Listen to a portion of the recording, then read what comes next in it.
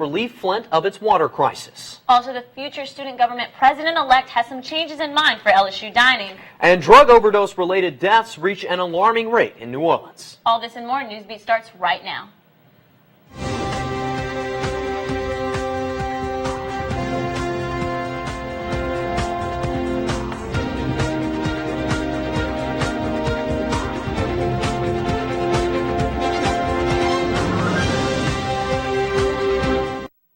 Welcome to Newsbeat. I'm Nadine Obusada. And I'm Matt Houston. Thank you for joining us. The state of Michigan agreed to replace thousands of home water lines to settle a lawsuit over lead-contaminated water in Flint. At least 18,000 water lines will be replaced by 2020, paid for with state and federal money. Over 700 lines have already been replaced and work is ongoing.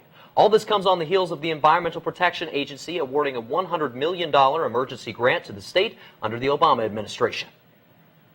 If you've ever gotten out of a late class hungry but found there's nothing open on campus, student government may have a solution. Josh Riddlebark reports. Having many food options on campus has always been a great amenity, with places like the Five serving many different food and drink options, and the Student Union with many fast food restaurants like McDonald's and Chick-fil-A, and a few healthy options as well. However, the hours of these places are not as helpful for students enrolled in night classes, with most places closing down at around 9 p.m. and some even earlier. We interviewed Student Council presidential candidate Jason Batto to see if he has any plans to try and change that. So currently, there's quite a few different options for dining on campus. However, the feedback we've gotten from quite a few different students, both living on campus and off campus, have been that they aren't really satisfied with the hours of operation of a lot of our dining facilities. So this campaign is to work with dining and to work with the union and to work with Chartwell's, our dining provider, to expand those hours for our students to more convenient times for them. Batto also has plans to try and add more options to the union that will be more healthy for students. That is one thing that we can look at expanding, so the union itself hasn't undergone a renovation of food options in a while, so one of the things we'd like to do is evaluate what food options are currently being served in the union, what students like and what they don't like, and what dining options they'd like to see change in the union and for what. So one of those opportunities would be potentially changing out one of the current restaurants in the union for a healthier option for students. For Tiger TV, I'm Josh Riddlebark. Jason Batto will officially become the SG president-elect tomorrow evening. Now Alex Jett joins us in the studio with a story of appreciation for people on campus who we often forget to thank. Alex. Thanks, Matt. These purple and gold buses here on campus truly make our lives easier, but we hardly ever stop and think about the men and women behind the wheel. Alpha Kappa Psi helps us to remember and to show our appreciation for our bus drivers. Every day, every afternoon, and every night, these bus drivers keep students safe with rides around campus. Nobody usually thinks about the job they do, but the members of Alpha Kappa Psi make sure that these drivers know that we appreciate what they do. This is our third year doing this. We just felt like bus drivers are an underappreciated position, and we really wanted to show them that we care about them, that we appreciate them. So we're out here giving snacks. We give them Red Bull, water. We make cards for them, and then we cheer for them as they come by. So it's really just about giving back to them. Every year, Alpha Kappa Psi volunteers more than 1,000 hours of their time to serve the community at events like Go Big, Habitat for Humanity, and Bus Driver Appreciation Day. So Alpha Kappa Psi, about every year, we do about over 1,200 hours of service to the community. And that's different things like Go Big. We have a couple of charities that we go to, like Youth Oasis. We do Bus Driver Appreciation Day. Friends with the Animals. We're getting all the students to be a part of it too, so that they feel appreciated. The fraternity hopes to increase student involvement beyond the lines of Alpha Kappa Psi to accentuate even the smallest efforts in the community. The members are excited for the day every year and have made great friends with all of the drivers. This includes the members raffling off a set of baseball tickets to the drivers passing by because the drivers say they have never been to a sporting event at LSU, but work on campus every single day. For Tiger TV, this is Alex Jett. Next time you ride the bus, remember to show your gratitude to the driver, Tigers. Now back to Nadine and Matt at the desk.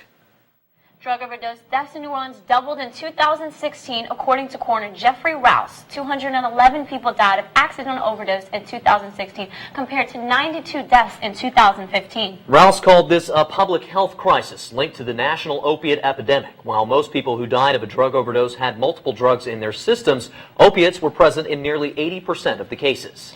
Rouse noted the likelihood that overdose deaths could be surpassing homicides in New Orleans for the first time ever. Last year, local clinics calculated $3.4 billion to expand treatment resources for addicts.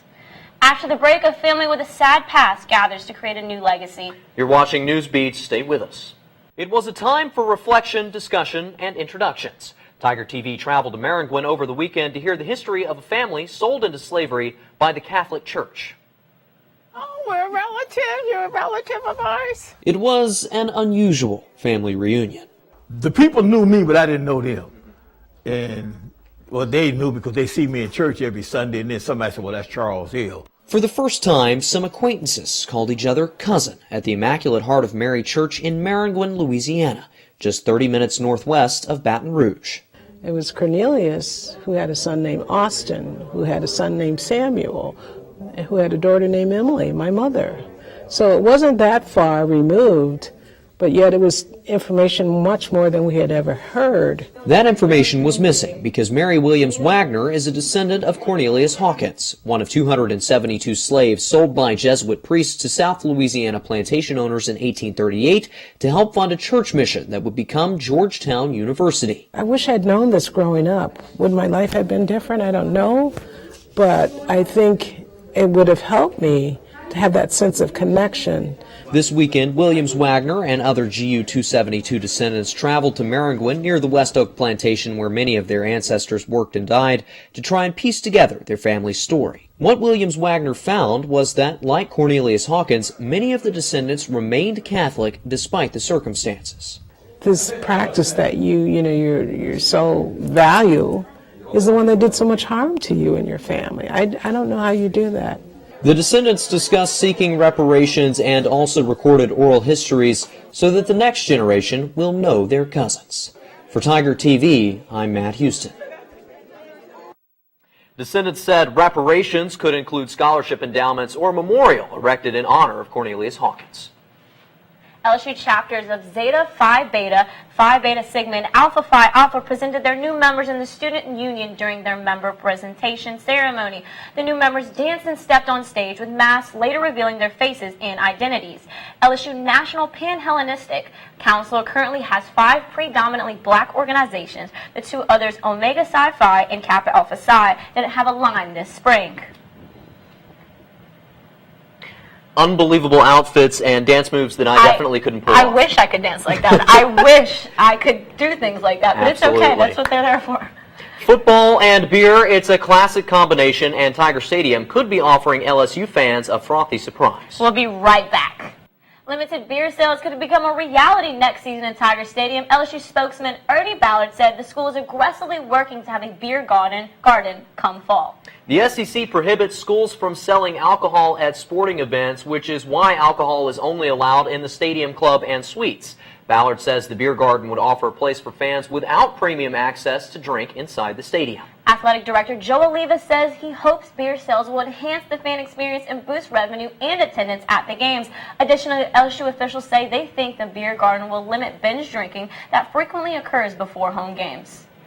I don't know. I feel like there is a lot of beer out there whenever you go to Tiger Stadium. Yeah. It's a part of game day Saturday. It's like a 21st birthday for Tiger Stadium. Glad to know folks will finally have a chance to get drunk inside the stadium. Have a good drink. That's all the time we have for Newsbeat today, but you can keep up with us on social media and at lsunow.com. Thanks for joining us. Have a great evening, Tigers.